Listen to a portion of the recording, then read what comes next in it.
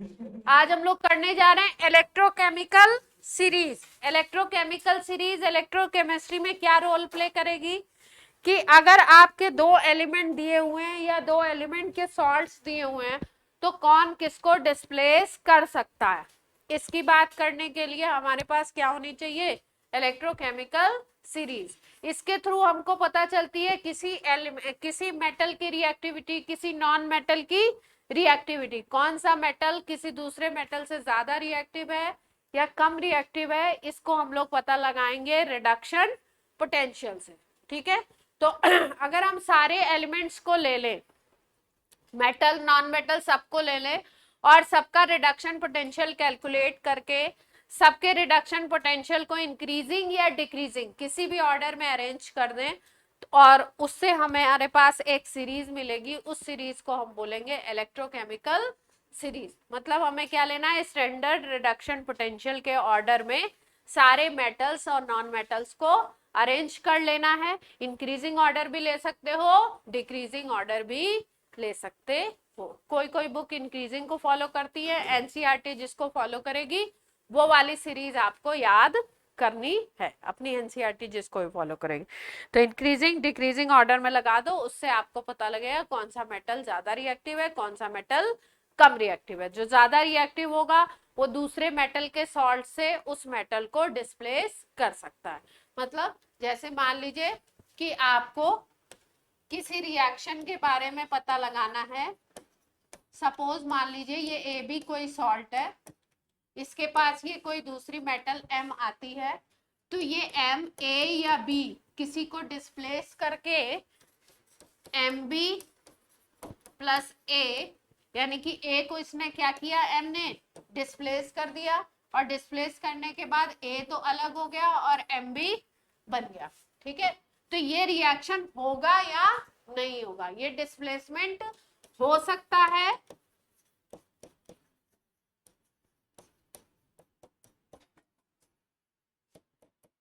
Displacement possible और not possible. इसके बारे में कौन बताएगा, हमें कहां से पता लगेगा इसके बारे में, इसके बारे में हमको पता लगेगा इलेक्ट्रोकेमिकल सीरीज से, जिसको हम लोग 10th क्लास में एक्टिविटी सीरीज भी बोलते थे। 10th क्लास में हम लोग क्या बोलते थे इसको, एक्टिविटी सीरीज भी बोलते थे। ठीक है, जैसे मान लीजिए कि आपके पास ये जिंक मेटल दे रखा है, HCl से इसकी रिएक्शन हो रही है। ठीक है, तो जिंक मेटल इस हाइड्रोजन को डिस्प्लेस करके ZnCl2 और हाइड्रोजन बनाएगा या नहीं बनाएगा, ये आंसर हमें किससे मिलेगा, इसका आंसर हमें, ये रिएक्शन होगा, होता है ये रिएक्शन, इसका आंसर हमें किससे मिला, इलेक्ट्रोकेमिकल सीरीज से हमको पता लगा। इस सीरीज में जिंक की रिएक्टिविटी हाइड्रोजन के कंपैरिजन में ज्यादा थी, जो किसी को डिस्प्लेस कर सकता है, इसका मतलब उसकी एक्टिविटी, उसकी रिएक्टिविटी ज्यादा है। इस रिएक्शन को देख के हमें पता लग रहा है कि जिंक मेटल हाइड्रोजन को डिस्प्लेस कर सकता है, तभी हाइड्रोजन की जगह पे कौन आ गया, जिंक आ गया और हाइड्रोजन बाहर निकल गई।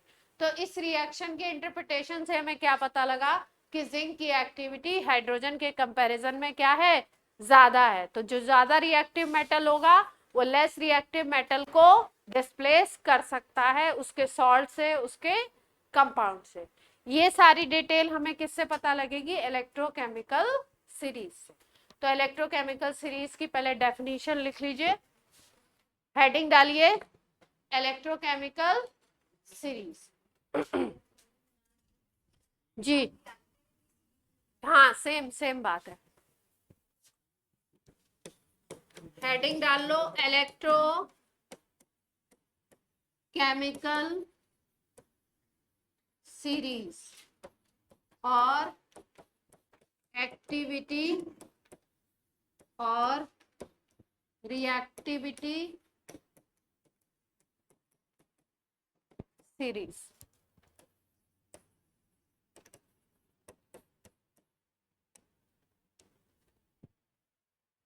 When we arrange elements when we arrange elements in increasing order of when we arrange element in increasing order of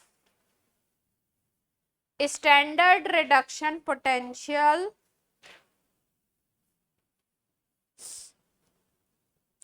increasing order of standard reduction potential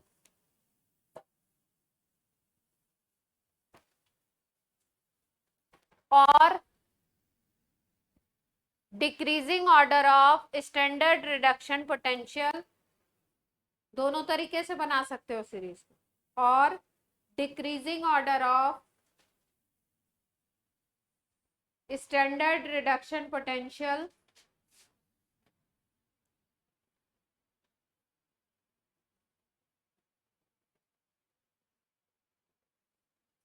we will find a series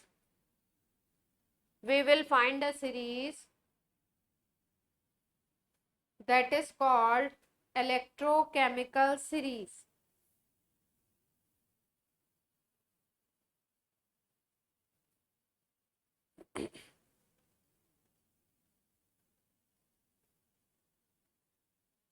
That is called electrochemical series. ठीक है, तो electrochemical series में हमने क्या लिया, element को arrange किया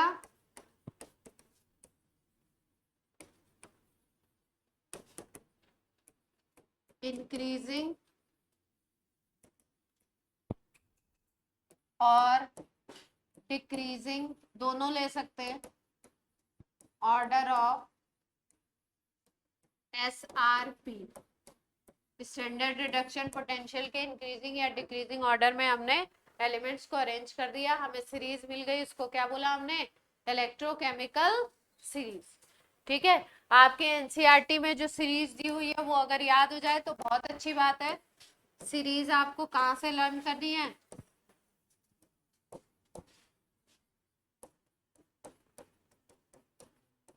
ठीक है, मोटा मोटा याद करने के लिए आपको एक सीरीज बता देते हैं, वो याद कर लीजिए, उससे भी क्वेश्चंस अपने बन जाते हैं. लिख बा सर का ना मैगल, ये बताई हुई थी आपको शायद 10th में, 10th वाले जो बच्चे पढ़ चुके हैं उनको मालूम है. मंजन, क्रैफी, कैडको, नीसन, लेड,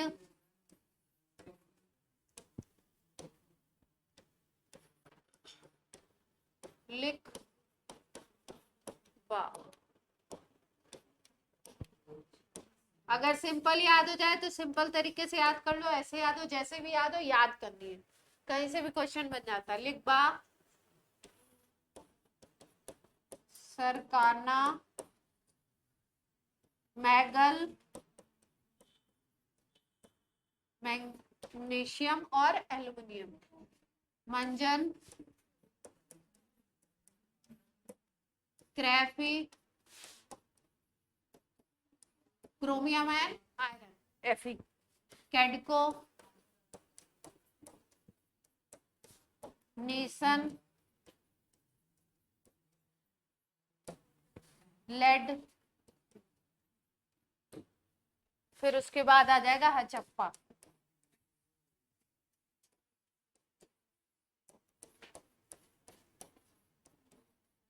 इसमें Hg भी आएगा.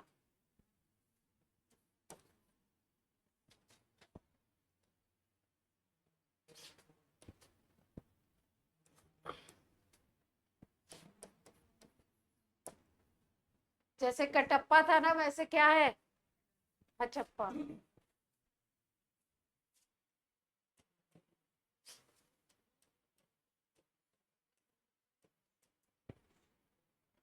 ये सीरीज ऊपर से नीचे तक है ना. हाँ, यहाँ पे बोर्ड कम पड़ गया इसलिए हमने ऐसे लिख दिया. पहले नंबर पे ये, दूसरा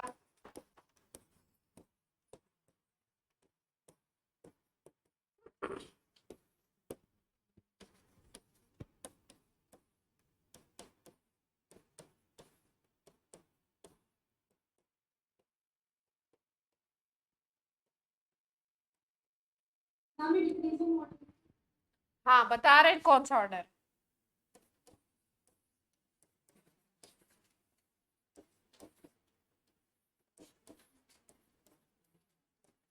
अभी और भी बहुत सारे हैं, 23 इसमें इंक्लूड हो गए। कितने इंक्लूड हो गए हमारे पास यहाँ पे? 23।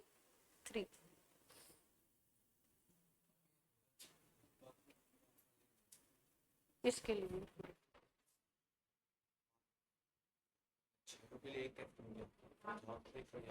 हाँ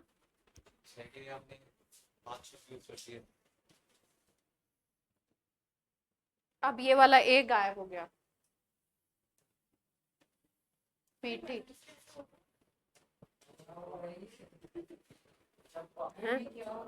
तुम ऐसे याद कर लो, H2 कॉपर सीधे याद कर लो, H2 copper Ag Hg Pt Au, और या तो कोई और शॉर्ट ट्रिक बना लो जी। मंजन के बाद क्रेफी, क्रेफी chromium and Fe, chromium and Fe क्रेफी। कैडको बोले तो कैडमियम एंड कोबाल्ट। नीसन बोले तो nickel and tin Sn। Lead बोले तो लेड का Pb होता है। ठीक है, इसमें क्या होता है, ये जो सीरीज है ये आपका है इंक्रीजिंग SRP की बेसिस पे। यहाँ पे ऊपर से नीचे आओगे तो SRP क्या होगा, इंक्रीज करेगा।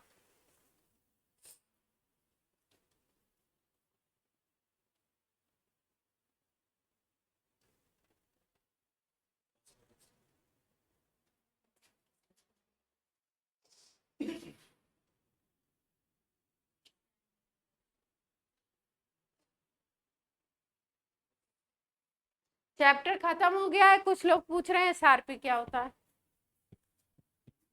Standard reduction potential. अब देखो ये जो सीरीज दे रखी है, इस सीरीज में आप कैसे जानोगे कि कौन सा एक्टिव मेटल है कौन सा नेगेटिव है।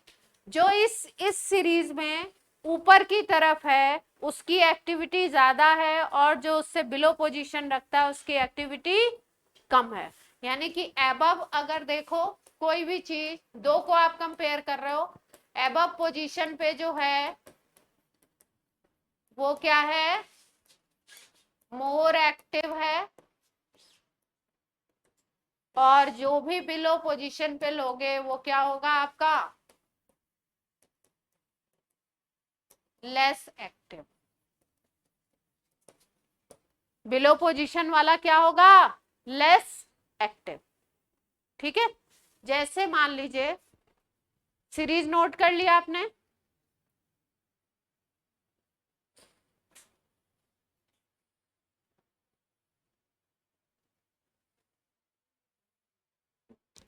कोई भी दो को कंपेयर करो, जो एबव पोजीशन पे होगा वो क्या होगा, ज्यादा एक्टिव है, जो कम बिलो पोजीशन पे हो वो क्या है, लेस एक्टिव।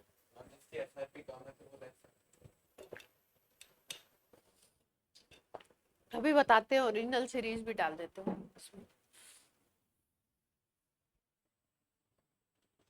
ठीक है, जैसे मान लो आपको बोला गया कि दो रिएक्शंस दिए हैं, आयरन प्लस कॉपर सल्फेट, एक रिएक्शन ये है और दूसरा रिएक्शन लिखा हुआ है इस तरीके से, कॉपर प्लस आयरन सल्फेट। अब आपसे पूछ रहे हैं कौन सा रिएक्शन होगा और कौन सा रिएक्शन नहीं होगा।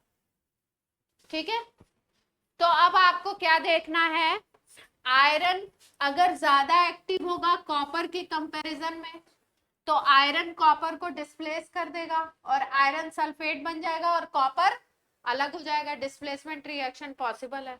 तो हम लोग एक्टिविटी सीरीज में देखेंगे कि आयरन की एबव पोजीशन है या बिलो। जो एबव पोजीशन पे है इस एक्टिविटी सीरीज में वो क्या है, ज्यादा एक्टिव है। तो देखते हैं आयरन कहाँ पे है, किस पोजीशन पे। आयरन को अगर देखो तो क्रेफी यहाँ पे आया है, और अगर कॉपर को देखो तो कॉपर बिलो पोजीशन पे जा रहा है। तो इसका मतलब आयरन की एक्टिविटी कॉपर के कंपैरिजन में क्या हो गई, ज्यादा हो गई। तो आयरन अगर मोर एक्टिव है किसके कंपैरिजन में? कॉपर के कंपैरिजन में। तो आयरन इसको डिस्प्लेस कर देगा, तो यहाँ पे क्या बन जाएगा? FeSO4 plus copper. ठीक है, अब दूसरी रिएक्शन को देखते हैं। अभी अभी हमने देखा तो हमने बोला कि भाई आयरन ज्यादा एक्टिव है किसके कंपैरिजन में? कॉपर के कंपैरिजन में, यानी कॉपर की एक्टिविटी आयरन से ज्यादा नहीं है, तो जो लेस रिएक्टिव है वो ज्यादा रिएक्टिव को थोड़ी डिस्प्लेस कर पाएगा। मान लीजिए जिस दो लोग बैठे हुए हैं और तीसरा कोई आया, अगर उन दोनों से ज्यादा पावर है किसी के पास, तो वो उन दोनों को फाइट करके हटा सकता है, डिस्प्लेस कर सकता है किसी भी एक को। और अगर उसके पास पावर ही कम है, मान लो 200 न्यूटन पावर वाले लोग बैठे हुए हैं और एक उनके पास आ गया 0.5 न्यूटन वाला और आके डिशुम डिशुम कर रहा है कि हटा दें, तो हटा पाएगा क्या? 100 न्यूटन और 0.5 न्यूटन, कोई पावर का मैच ही नहीं है, तो हटा नहीं पाएगा। रिएक्शन करने आए तो भी डिस्प्लेसमेंट नहीं कर सकता है। तो यहाँ पे हमने क्या किया? आयरन सल्फेट के सॉल्यूशन में कॉपर का रॉड डाल दिया, लेकिन देखा कोई रिएक्शन नहीं हो रही है, नो रिएक्शन। क्यों नहीं हुई रिएक्शन? क्योंकि कॉपर की एक्टिविटी, कॉपर की रिएक्टिविटी आयरन के कंपैरिजन में कम है, तो डिस्प्लेसमेंट रिएक्शन नॉट पॉसिबल।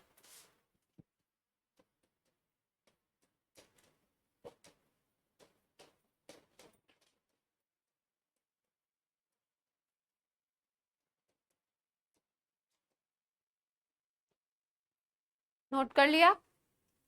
जैसे ये जो ऊपर वाला इक्वेशन लिखा है, इसमें आपको ये एक्सपेरिमेंट के फॉर्म में ये आता है और बोलते हैं कि कॉपर सल्फेट का ब्लू सॉल्यूशन है आपके पास, उसमें आपने आयरन नेल डाल दी, एक आयरन की कील आपने उसमें डाल दी। आयरन नेल डालने के बाद थोड़े टाइम बाद आप क्या देखते हो कि जो ब्लू सॉल्यूशन है वो फेड होने लगा, ब्लू क्या होने लगा? थोड़ा सा ग्रीनिश होने लगा। ब्लू सॉल्यूशन अब क्या हो गया? थोड़ा सा ग्रीनिश हो गया। ग्रीनिश क्यों होता है? देखिए, कॉपर सल्फेट का कलर होता है सॉल्यूशन का, ये जो ब्लू मैंने दिखाया इस तरीके का सॉल्यूशन होता है ना। ठीक, इसमें आपने क्या किया? आयरन नेल डाल दी, तो आयरन की नेल क्या कर रही? कॉपर सल्फेट को धीरे धीरे सॉल्यूशन में जो भी कॉपर सल्फेट के मॉलिक्यूल है उनको धीरे धीरे डिस्प्लेस करने लगी, कॉपर को डिस्प्लेस करने लगी, तो कॉपर अलग होने लगा। और ये जो FeSO4 जो नया कंपाउंड बन रहा है ये ग्रीन कलर का होता है, इसका कलर कैसा है? Green colour. तो धीरे धीरे मान लीजिए सॉल्यूशन जो आपने लिया था, ये सॉल्यूशन हमने लिया था, इस सॉल्यूशन में मान लीजिए कि कॉपर सल्फेट 100 मोल थे। कितने थे? 100 मोल कॉपर सल्फेट। ठीक, इसमें आपने आयरन की एक आयरन नेल डाल दी,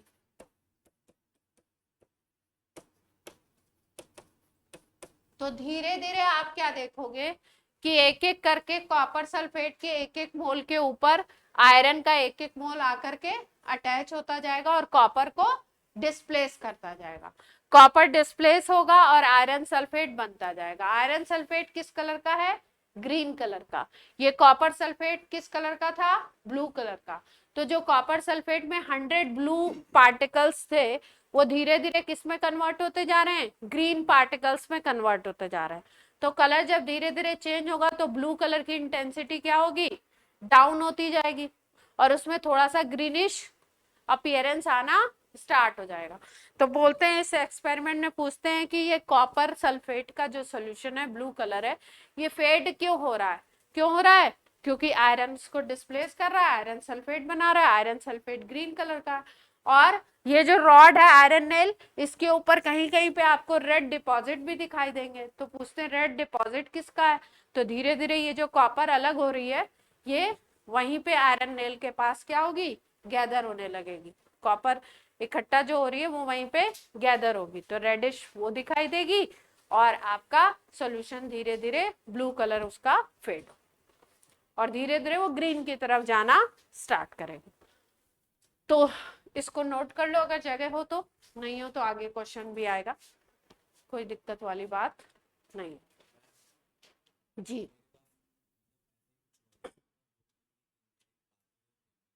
हाँ हम्म हम्म कंपोजिशन क्या है उसके ऊपर डिपेंड करेगा ना।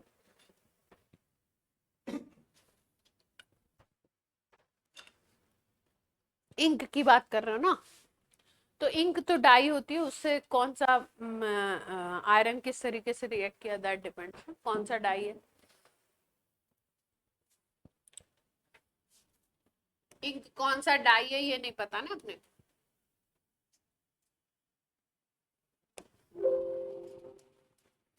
इलेक्ट्रोकेमिकल सीरीज डाल दिया जाए इसमें, ओरिजिनल वाली डाल देती हूँ।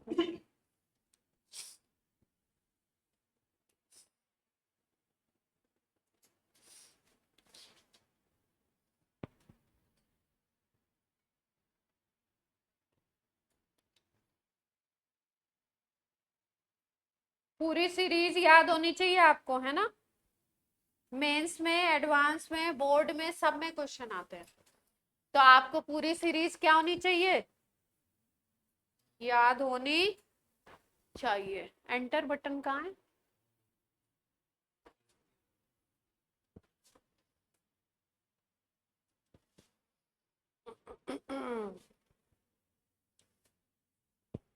अच्छा दिख रहा है।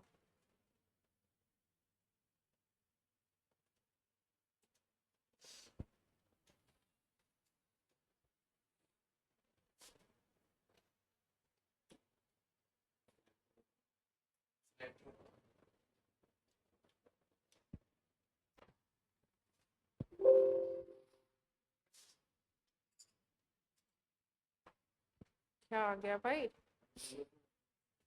हम्म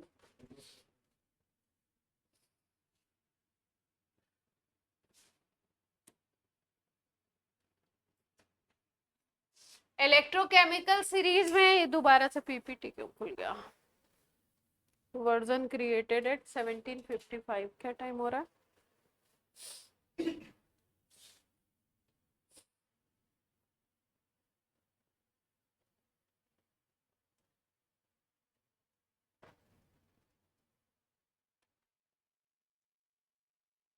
चलो डाल देंगे, इसके कुछ पॉइंट्स ही नोट करा देते हैं, डल नहीं रहा है मुझसे तो।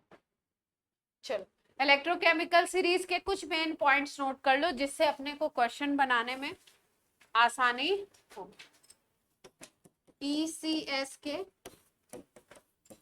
मेन पॉइंट्स है।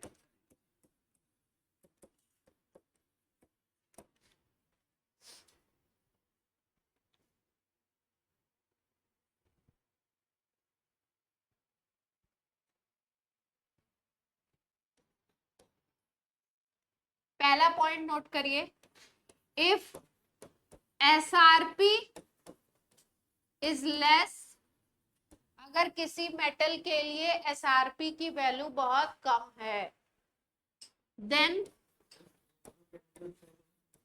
Series, electrochemical series, if SRP is less then it will work as good reducing agent।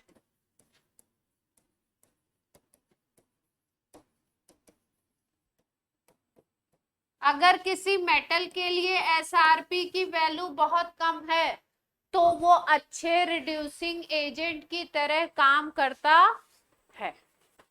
Bracket में लिख लीजिए, बेस्ट रिड्यूसिंग एजेंट जो सीरीज है उसमें बोलते हैं लिथियम को। सबसे अच्छा रिड्यूसिंग एजेंट हमारी सीरीज में कौन सा है, lithium.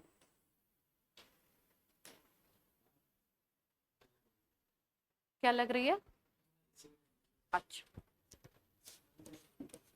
If SRP is high, अगर SRP हाई है,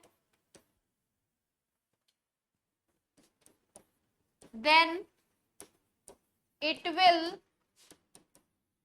work as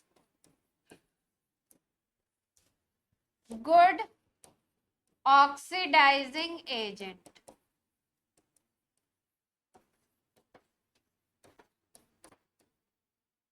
अगर SRP की वैल्यू बड़ी है, अच्छी हाई है, तो वो कैसे काम करेगा? अच्छे ऑक्सीडाइजिंग एजेंट की तरह। जैसे अगर हम बात करें फ्लोरीन की, पूरी इलेक्ट्रोकेमिकल सीरीज में फ्लोरीन सबसे अच्छा ऑक्सीडाइजिंग एजेंट है, बेस्ट ऑक्सीडाइजिंग एजेंट।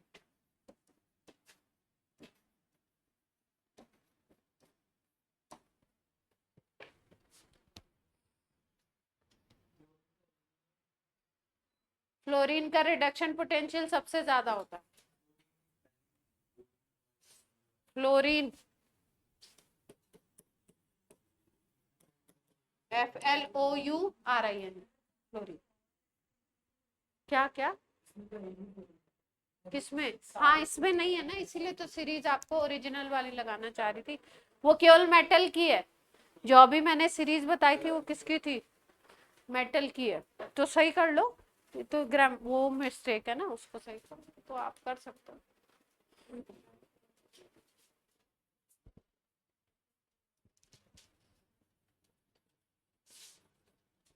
अब दो मेटल्स दी हैं तो उसमें आप कंपेयर कर लेंगे। अगर रिडक्शन पोटेंशियल दे रखे हैं 2 के 3 के, तो 2 या 3 के रिडक्शन पोटेंशियल दे रखे हैं तो आप कंपेयर कर लेंगे कि उसमें कौन सबसे अच्छा रिड्यूसिंग एजेंट होगा, कौन सबसे गंदा रिड्यूसिंग एजेंट होगा। कंपेयर कर लेंगे। जैसे मान लीजिए कि एक मेटल दे रखी है A, ये इलेक्ट्रॉन गेन करता है, A बनाता है, और ये इसका रिडक्शन पोटेंशियल SRP की वैल्यू दे रखी है 0.001 वोल्ट। ठीक है।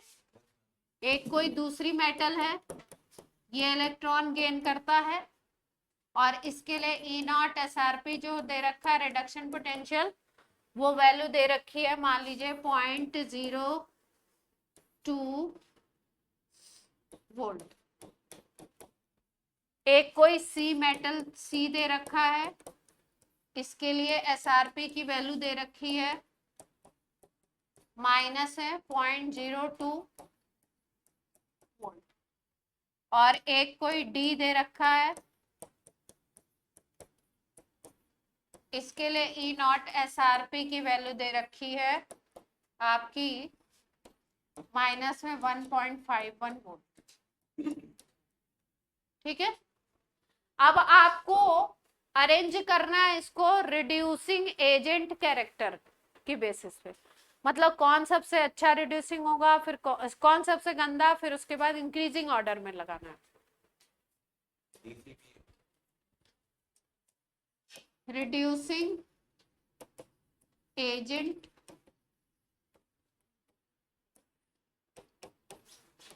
कैरेक्टर की प्रॉपर्टी की बेसिस पे आपको क्या करना है? अरेंज करना है। कौन सबसे गंदा रिड्यूसिंग एजेंट है, फिर उससे अच्छा कौन सा है, फिर उससे अच्छा कौन सा है, ऐसे लगा।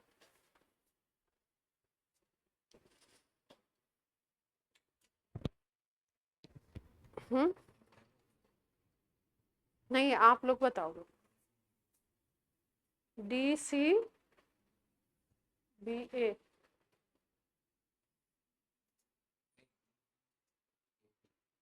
बोलो बोलो।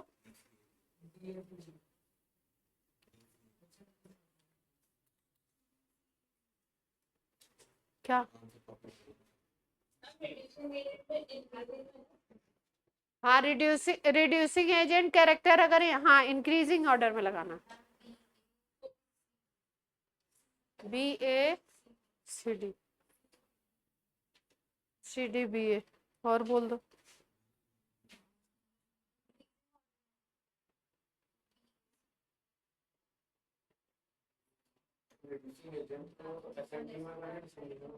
असेंडिंग।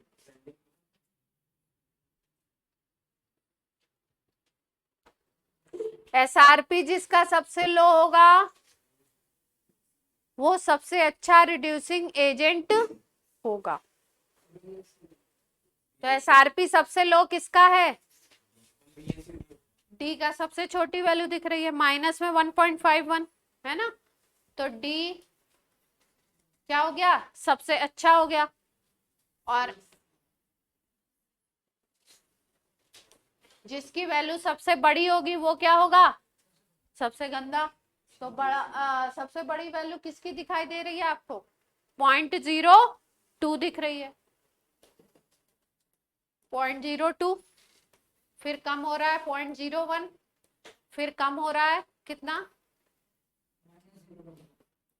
-0.02, फिर कम हो रहा है 1.51। ठीक है, इसी बेसिस पे तो कम हो रहा है। तो इसी बेसिस में क्या होगा? जैसे जैसे कम होता जाएगा वैसे वैसे रिड्यूसिंग एजेंट नेचर इंक्रीज करता जाएगा। तो ये किसके लिए था? ये सबसे अच्छा है। कहाँ गया? डी वाला। फिर उसके बाद कौन सा आया? माइनस वाला सी। फिर कौन सा आया है आपका? ए। फिर कौन सा आया है? बी। ठीक है, ये हो गया आपका।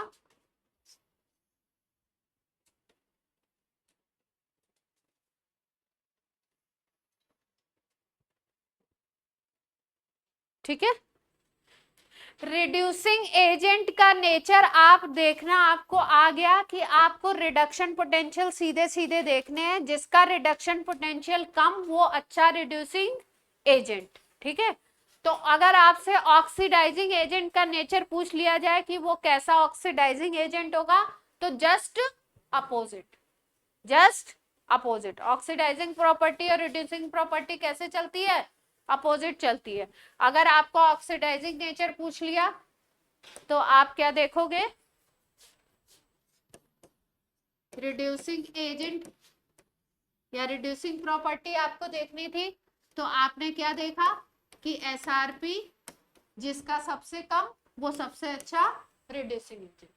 लेकिन अगर आपको ऑक्सीडाइजिंग एजेंट प्रॉपर्टी देखनी है तो आप क्या देखोगे? एसआरपी जिसका सबसे ज्यादा वो उतना अच्छा ऑक्सीडाइजिंग एजेंट। ठीक है, तो पूरी जो सीरीज है उसमें फ्लोरीन का ये एसआरपी सबसे ज्यादा होता है, इसलिए फ्लोरीन सबसे अच्छा ऑक्सीडाइजिंग एजेंट की तरह काम करता है। और लिथियम का एसआरपी सबसे लो होता है, इसलिए लिथियम सबसे अच्छे रिड्यूसिंग एजेंट की तरह काम करता है।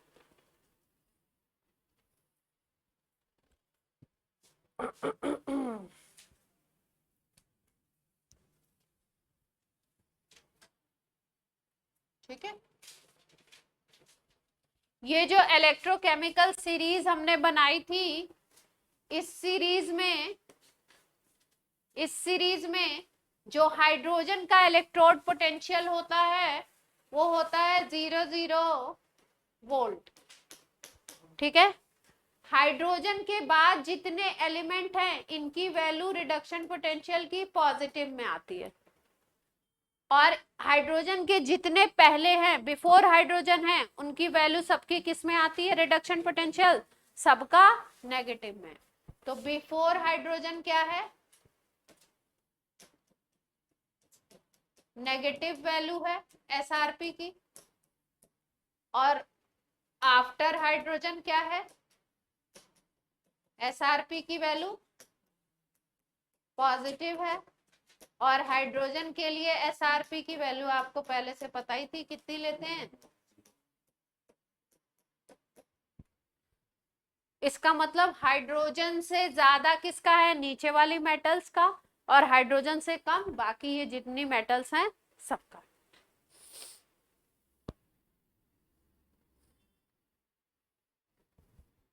इसका मतलब ये सारी मेटल्स हाइड्रोजन के कंपैरिजन में ज्यादा एक्टिव हैं, जो आपके 1-2 लाइन में लिखी हुई हैं। ठीक है,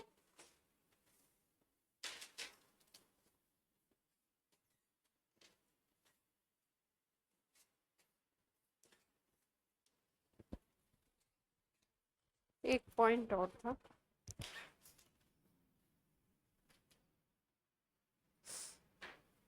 रिएक्टिविटी तो बता दी आपने, एक और अच्छा पॉइंट था, कहाँ गया?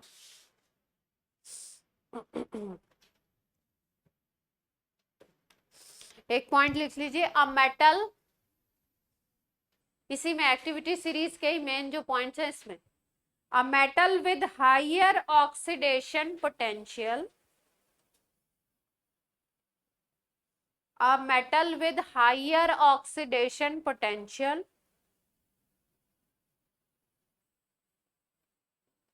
is said to be a metal with higher oxidation potential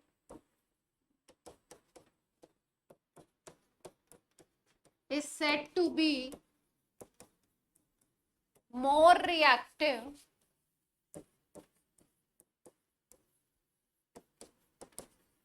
than other metal which have lower oxidation potential.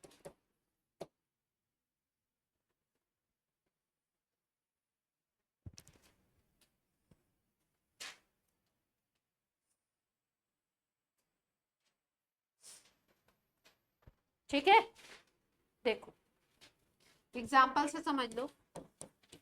जैसे लिथियम के लिए Li प्लस प्लस इलेक्ट्रॉन से बनता है लिथियम, ठीक है। ये रिएक्शन किसका है, ऑक्सीडेशन का है या रिडक्शन का? रिडक्शन हो रहा है, इलेक्ट्रॉन गेन करके क्या बना रहा है, Li बना रहा है, ठीक है। इसके सामने लिखा हुआ है इसका SRP वैल्यू E0 लिखा हुआ है, E0 की वैल्यू लिखी हुई है माइनस में 3.05 वोल्ट, ठीक है। और पोटेशियम के लिए भी रिएक्शन लिखा हुआ है, पोटेशियम बन रहा है और इसके लिए भी वैल्यू लिखी हुई है कितनी, -2.93, ठीक है। इसका भी रिडक्शन का इक्वेशन लिखा हुआ है, मतलब ये E0 कौन से हैं, SRP लिखे हुए हैं।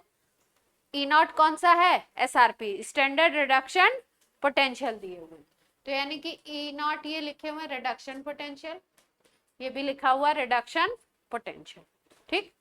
अभी ऊपर हमने क्या पॉइंट लिखा है, a metal with higher oxidation potential, जिसका ऑक्सीडेशन पोटेंशियल ज्यादा होगा वो क्या होगी, ज्यादा रिएक्टिव होगी।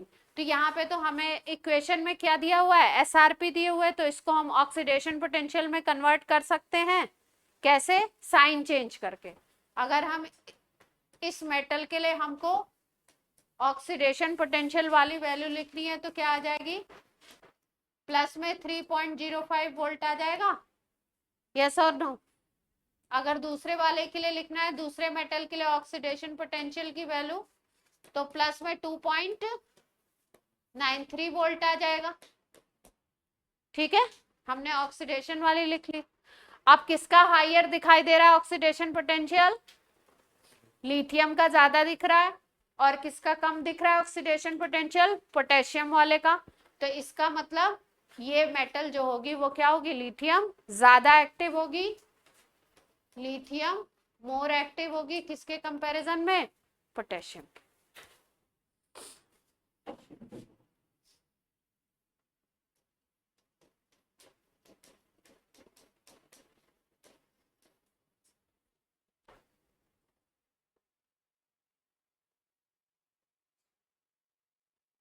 ठीक है,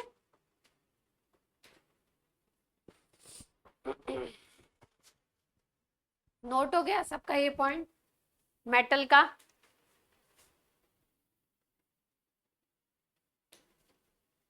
अब नॉन मेटल के लिए लिख लीजिए,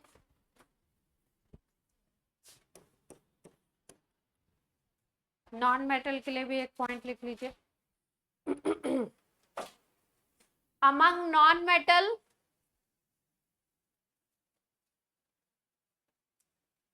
अमंग नॉन मेटल में अगर कई सारे नॉन मेटल दे दिए आपको, among non metal, a non-metal which have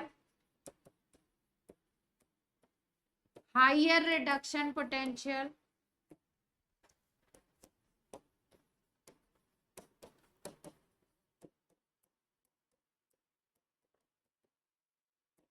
among non-metal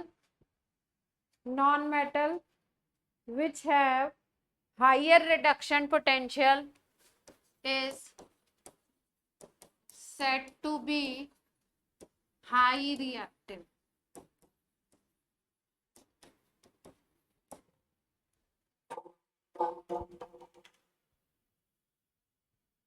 वो नॉन मेटल जिसका रिडक्शन पोटेंशियल ज्यादा होगा वो क्या होगी, ज्यादा रिएक्टिव होगी। ठीक है, एग्जांपल से समझ लेते हैं इसको भी। जैसे एक इक्वेशन हम देखते हैं, क्लोरीन KBr से रिएक्ट करता है तो हम देखते हैं ब्रोमीन को हटा देता है। ब्रोमीन भी आपका नॉन मेटल है और क्लोरीन भी क्या है, नॉन मेटल। पोटेशियम क्या है, मेटल। तो यहाँ पे हम क्लोरीन और ब्रोमीन को कंपेयर करना चाह रहे हैं। हमने रिएक्शन देखा, क्लोरीन रिएक्ट करता है KBr से तो Br को हटा देता है, KCl बना लेता है और Br2 अलग हो जाता है। इससे आपको क्या पता लग रहा है कि क्लोरीन ज्यादा रिएक्टिव है किसके कंपैरिजन में, ब्रोमीन के कंपैरिजन।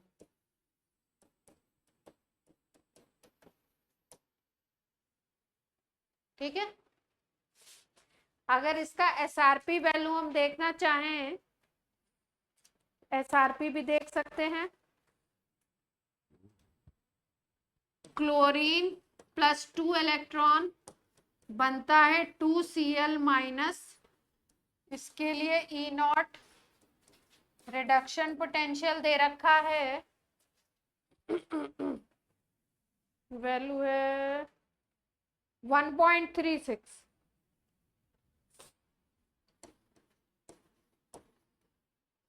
ठीक है, और दूसरा दे रखा है ब्रोमीन के लिए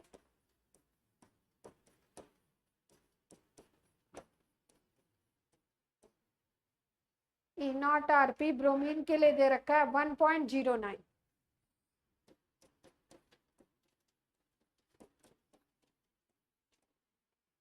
ये डेटा आपको याद नहीं रखने हैं, ये आपको एक्सप्लेन करने के लिए बस बता रही हूँ। ठीक है, लिथियम और क्लोरीन का याद रह जाए तो अच्छी बात है। क्लोरीन का स्टैंडर्ड रिडक्शन पोटेंशियल कितना है, 1.36 और ब्रोमीन का कितना है, 1.09। अभी अभी मैंने क्या बताया, नॉन मेटल के केस में देखना है कि रिडक्शन पोटेंशियल किसका ज्यादा है। जिसके रिडक्शन पोटेंशियल की ज्यादा वैल्यू होगी वो क्या होगा, आपका ज्यादा रिएक्टिव होगा। तो यहाँ पे अगर देखो तो क्लोरीन का 1.36 ज्यादा है 1.09 से, तो इसका मतलब क्लोरीन क्या होगी, ज्यादा रिएक्टिव होगी ब्रोमीन से। रिएक्शन से भी दिखाई दे रहा है ना। अगर जस्ट अपोजिट कर दोगे तो रिएक्शन नहीं होगा।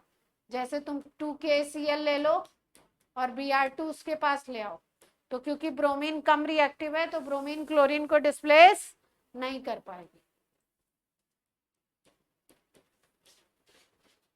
उल्टा करोगे तो वो रिएक्शन नहीं हो पाए, क्योंकि ब्रोमीन की पावर क्या होनी चाहिए, ज्यादा होनी चाहिए क्लोरीन से, तभी डिस्प्लेस कर सकता है। लेकिन रिएक्शन क्या बता रही है आपकी कि क्लोरीन की पावर क्या है, ज्यादा है ब्रोमीन से। तो नॉन मेटल के केस में क्या देखोगे, रिडक्शन पोटेंशियल, और मेटल के केस में क्या देख लो, ऑक्सीडेशन पोटेंशियल। नहीं देखना है तो दोनों के केस में रिडक्शन पोटेंशियल ही देख लो। सीधे सीधे याद रखो, वो मेटल जिसका रिडक्शन पोटेंशियल कम वो ज्यादा अच्छा रिड्यूसिंग एजेंट, और वो मेटल वो एलिमेंट जिसका रिडक्शन पोटेंशियल ज्यादा वो अच्छा ऑक्सीडाइजिंग एजेंट।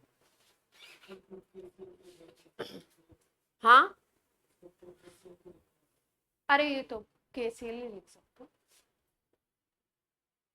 रिएक्शन हुआ नहीं मतलब उस पैटर्न पे रिएक्शन चला।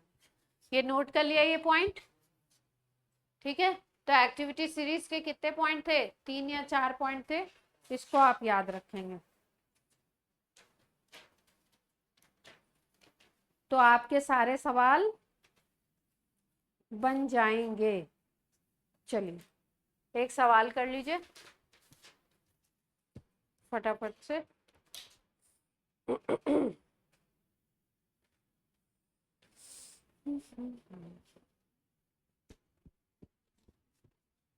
जी जाओ, सबको क्या हो रहा है?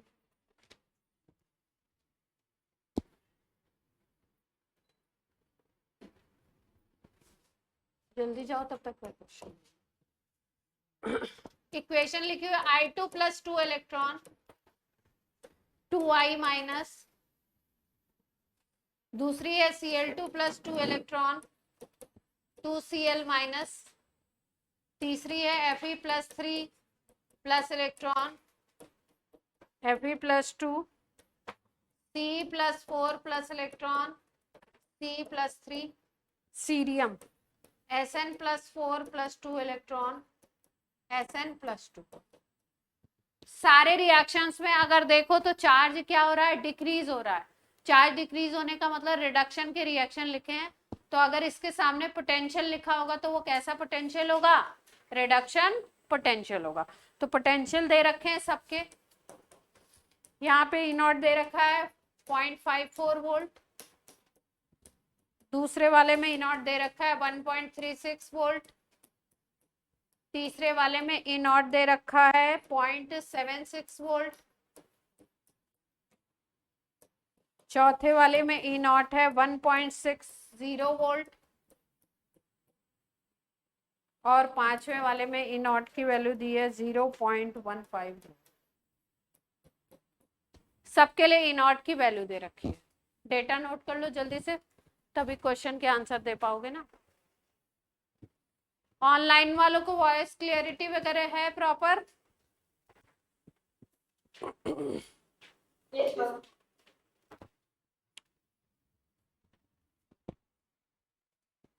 डेटा नोट कर लीजिए फिर क्वेश्चन दे।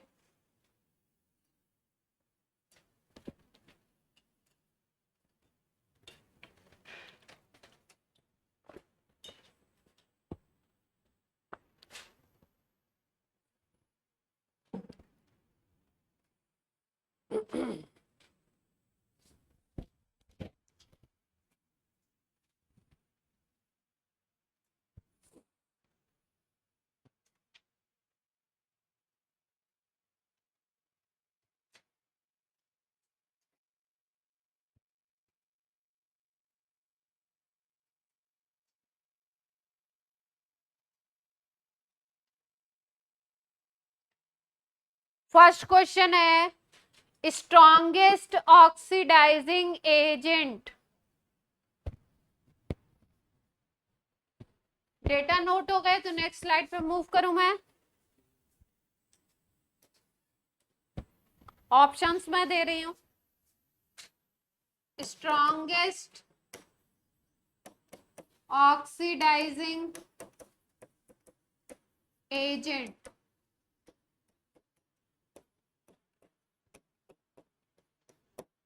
ऑप्शंस है C+4, Fe+3, Sn+4, I2। चलो स्ट्रॉन्गेस्ट ऑक्सीडाइजिंग एजेंट ए, किस बेसिस पे बोला आपने? ऑक्सीडाइजिंग एजेंट नेचर किसके ऊपर डिपेंड कर रहा था? रिडक्शन पोटेंशियल के डायरेक्टली प्रोपोर्शनल था। तो जिसका रिडक्शन पोटेंशियल सबसे ज्यादा वो अच्छा, सबसे अच्छा ऑक्सीडाइजिंग एजेंट। क्लियर है सबको पॉइंट? सबसे अच्छा ये पोटेंशियल किसका है? 1.60 वोल्ट। C+4 के लिए हाईएस्ट वैल्यू थी किसकी? SRP की, इसलिए ये क्या हो गया? स्ट्रॉन्गेस्ट ऑक्सीडाइजिंग एजेंट, ऑक्सीडेंट भी बोलते हैं। ठीक है, वीकेस्ट पूछ ले तो, वीकेस्ट भी पूछा है क्वेश्चन में, वीकेस्ट ऑक्सीडाइजिंग एजेंट,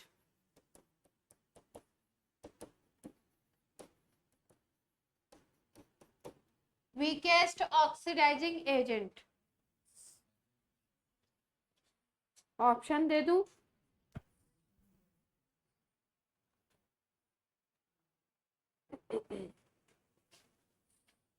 कौन सा होगा वीकेस्ट? सबसे छोटी वैल्यू किसकी है? Sn+4 वाला बन जाएगा ना। SRP की वैल्यू क्या है इसके लिए? लीस्ट है सब में।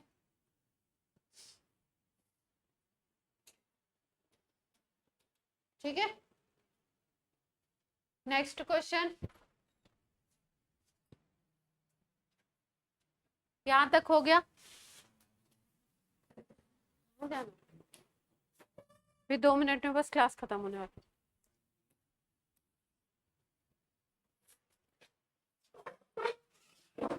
स्ट्रॉन्गेस्ट रिड्यूसिंग एजेंट और वीकेस्ट बता दीजिए। दूसरा क्वेश्चन है strongest reducing agent and weakest reducing agent कौन सा होगा? ऑनलाइन वाले भी आंसर कर सकते हैं।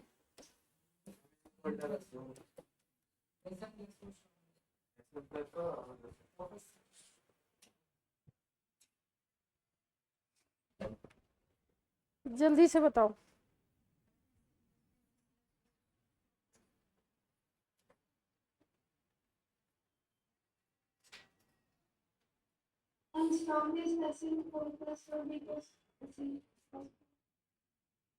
वीकेस्ट भी Sn+4 और स्ट्रॉन्गेस्ट भी।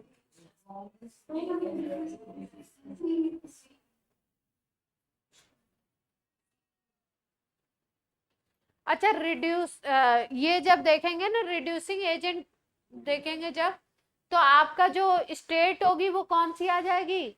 जो स्मॉल ऑक्सीडेशन नंबर वाली होगी उसमें कंपैरिजन होगा। कौन सी स्टेट में कंपैरिजन होगा? अभी हम किसका कर रहे थे? ऑक्सीडाइजिंग एजेंट नेचर देखा था ना हमने, तो कौन सी स्टेट देखी थी? ये वाली स्टेट देख रहे थे, इनको देख रहे थे। Sn+4 को देखा, Ce+4 को देखा, Fe+3 को देखा, Cl2 को देखा, I2 को देखा। ठीक है, जब रिड्यूसिंग एजेंट नेचर देखोगे तो किसको देखोगे? रिडक्टेंट के फॉर्म में अगर देखोगे तो किसको देखोगे? Sn+2 को देखोगे, Ce+3 को देखोगे, Fe+2 को देखोगे, Cl- को, I- को, इनको देखना है रिड्यूसिंग उसमें। ठीक है, तो रिड्यूसिंग आप कौन बन जाएगा सबसे अच्छा? Sn+2 वाला। और सबसे गंदा ये +3 वाला। अभी तक के आंसर में यही है।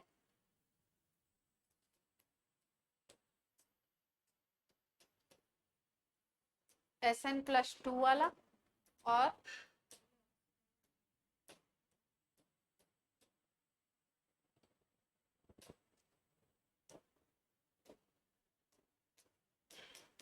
और ये कौन सा आ रहा था? C+3।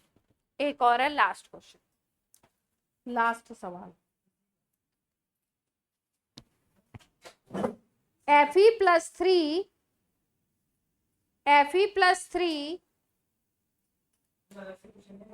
इसी में Fe+3 कैन ऑक्सीडाइज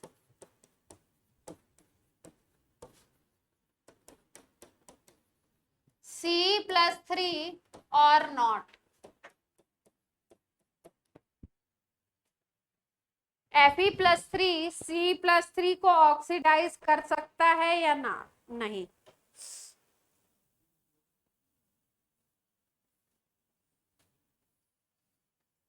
ठीक है, ऐसा क्वेश्चन आ जाए और आपको सबके SRP पता हो तो सीधे सीधे आपको क्या करना है? जो क्वेश्चन में दिया हुआ है उसका बनाओ इक्वेशन और E0 निकाल लो। क्या करना है? इक्वेशन बनाना है और E0 निकाल लेना है। अब क्या आप क्वेश्चन की कंडीशन बोल रहे हैं Fe+3 Ce+3 को ऑक्सीडाइज कर सकता है या नहीं। अगर Fe+3 ऑक्सीडाइज करेगा Ce+3 को, तो इसका मतलब Ce का ऑक्सीडेशन नंबर बढ़ेगा, C+4 बनेगा, और ये +4 बनेगा तो ये क्या बन जाएगा, +2 में आ जाएगा। ठीक है, अगर इस रिएक्शन को देखो तो C+3 से क्या बन रहा है, C+4, मतलब यहाँ पे क्या हो रहा है, ऑक्सीडेशन, और यहाँ पे क्या हो रहा है, रिडक्शन। क्योंकि आपको पता है जिस स्पीसीज का रिडक्शन होता है वो कैसे काम करती है, ऑक्सीडाइजिंग एजेंट की तरह, खुद का उसका रिडक्शन, और वो कैसे काम करेगी, ऑक्सीडाइजिंग एजेंट की तरह। अब यहाँ पे हमें पता चल गया कि ये क्या बन गया, एनोड, और ये क्या बन गया, कैथोड। अब दोनों के ई नॉट आपको पता है, तो कैथोड माइनस एनोड कर दें। अगर ई सेल की ई नॉट आपका पॉजिटिव आ जाएगा तो ये कर सकता है, अगर पॉजिटिव नहीं आएगा, नेगेटिव आएगा तो नहीं कर सकता, मतलब ये रिएक्शन पॉसिबल नहीं है। तो निकाल लेते हैं, E naught cathode minus E naught anode की वैल्यू निकाल लीजिए। अब देख लीजिए ध्यान से, कैथोड वाला कौन सा था अपना, आयरन वाला। आयरन के लिए रिडक्शन पोटेंशियल की वैल्यू क्या दे रखी है, आयरन के लिए दे रखी है 0.76, और दूसरे वाले के लिए सी के लिए कितनी दे रखी है, 1.6। दोनों में रिडक्शन लगाने 0.76 और ये कितना है 1.76, तो हाँ ये था, तो कितना आ जाएगा, माइनस में ही आएगी जो भी वैल्यू आएगी, -0.84। तो अगर किसी भी रिएक्शन के लिए ई नॉट की वैल्यू माइनस में आ गई तो इसका मतलब वो रिएक्शन पॉसिबल नहीं है, इसका मतलब ये ऑक्सीडाइज नहीं कर सकता, है ना। तो आंसर क्या हो गया अपना, Fe+3 can not oxidise Ce+3।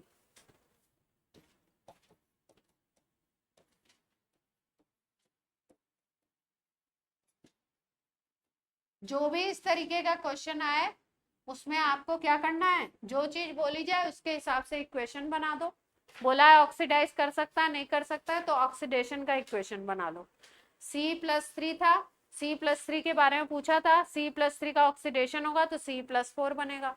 अगर एक चीज ऑक्सीडाइज हो रही तो दूसरी चीज क्या होगी, रिड्यूस होगी, तो आयरन Fe+3 से Fe+2 में जाएगा। इक्वेशन बन गई फटाफट से।